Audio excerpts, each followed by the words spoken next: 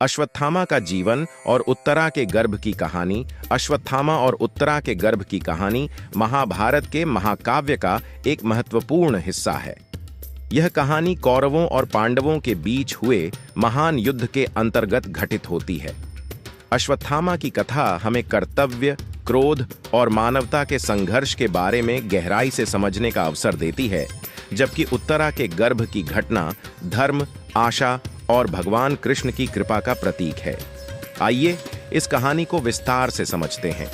अश्वत्थामा का जन्म और प्रारंभिक जीवन। अश्वत्थामा गुरु द्रोणाचार्य और उनकी पत्नी कृपि के पुत्र थे। उन्हें भगवान शिव का वरदान प्राप्त था, जिससे वे अमर हो गए। अश्वत्थामा का जन्म अत्यंत कठिन परिस्थितियों में हुआ था। उनकी आर्थिक स्थिति इतनी खराब थी कि उनके पास भोजन तक के लिए धन नहीं था। गुरु द्रोणाचार्य ने अपनी गरीबी के कारण हस्तिनापुर की राजसभा में जाकर कौरवों और पांडवों के गुरु बनने का निर्णय लिया। उन्होंने सभी राजकुमारों को धनुर्विद्या सिखाई, जिसमें अर्जुन उनके सबसे प्रिय शिष्य बने। अश्वत्थामा को अपने पिता की विद्या पर गर्व था, लेकिन वह अर्जुन से ईर्ष्या भी करता था। महाभारत युद्ध में अश्वत्थामा की भूमिका। महाभारत युद्ध में अश्वत्थामा ने कौरवों का साथ दिया। उनका उद्देश्य अपने पिता द्रोणाचार्य का सम्मान बचाना था।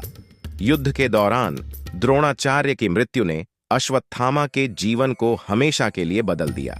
यह घटना तब हुई जब युधिष्ठिर ने यह झूठ कहा कि अश्वत्थामा मारा गया और द्रोणाचार्य ने अपना अस्त्र छोड़कर ध्यान मुद्रा में प्राण त्याग दिए।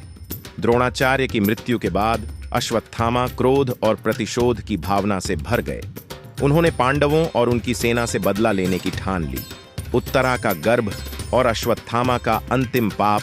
महाभारत युद्ध के अंतिम दिनों में अश्वत्थामा ने रात के समय पांडवों के शिविर पर आक्रमण किया। इस घटना को नरसंहार की रात कहा जाता है। अश्वत्थामा ने पांडवों के 5 पुत्रों को मार डाला, जिन्हें वह पांडव समझ रहे थे।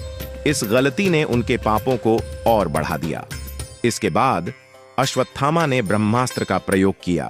जब अर्जुन ने भी ब्रह्मास्त्र चलाया तो भगवान कृष्ण ने हस्तक्षेप किया। कृष्ण ने दोनों से अपने अपने ब्रह्मास्त्र वापस लेने को कहा। अर्जुन ने इसे वापस ले लिया, लेकिन अश्वत्थामा इसे वापस लेने में असमर्थ थे। अश्वत्थामा ने ब्रह्मास्त्र को उत्तरा के गर्भ की ओर निर्देशित कर दिया। उत्तरा अभिमन्यु की पत्नी थीं और उनके गर्भ में पांडवों का वंशज पल रहा था। अश्वत्थामा ने यह कदम पांडवों के वंश को समाप्त करने के लिए उठाया। भगवान कृष्ण का हस्तक्षेप अश्वत्थामा के इस कार्य ने सभी को स्तब्ध कर दिया। उत्तरा ने कृष्ण से अपने गर्भ की रक्षा के लिए प्रार्थना की।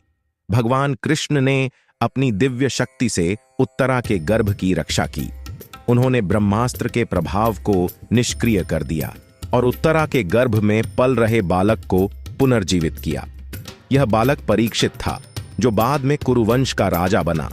परीक्षित के माध्यम से पांडव वंश का पुनः उत्थान हुआ। अश्वत्थामा को श्राप। अश्वत्थामा के इस घोर पाप के कारण भगवान कृष्ण ने उन्हें श्राप दिया। कृष्ण ने कहा कि अश्वत्थामा को अपने किए गए पापों का प्रायश्चित करने के लिए धरती पर अनंत काल तक भटकना होगा। उन्हें शरीर से बदबू आने लगी और उनके माथे पर जड़ा हुआ मणि उनसे छीन लिया गया। इस मणि के बिना अश्वत्थामा को शारीरिक और मानसिक कष्ट सहने पड़े। अश्वत्थामा का अंतहीन जीवन। कहते हैं कि अश्वत्थामा आज भी धरती पर जीवित है। वह जंगलों और सुनसान स्थानों में अकेले भटकते रहते हैं। उनके पास अमृता का वरदान है, लेकिन यह वरदान उनके लिए अभिशाप बन गया। उत्तरा और परीक्षित की कहानी का महत्व। उत्तरा के गर्भ की घटना हमें यह सिखाती है कि धर्म और न्याय की सच्चाई हमेशा जीवित रहती है। भगवान कृष्ण ने परीक्षित को जीवित करके यह सुनिश्चित किया कि धर्म का रास्ता कभी खत्म नहीं होगा। परीक्षित ने अपने शासनकाल में धर्म और न्याय की स्थापना की।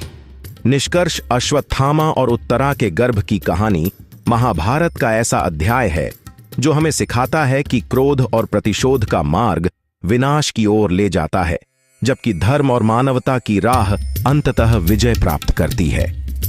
अश्वत्थामा का जीवन यह दर्शाता है कि शक्ति और वरदान भी अनुशासन और मर्यादा के बिना व्यर्थ हो सकते हैं। वहीं उत्तरा और उनके पुत्र परीक्षित की कथा यह प्रमाणित करती है कि भगवान की कृपा और धर्म की शक्ति अजेय है।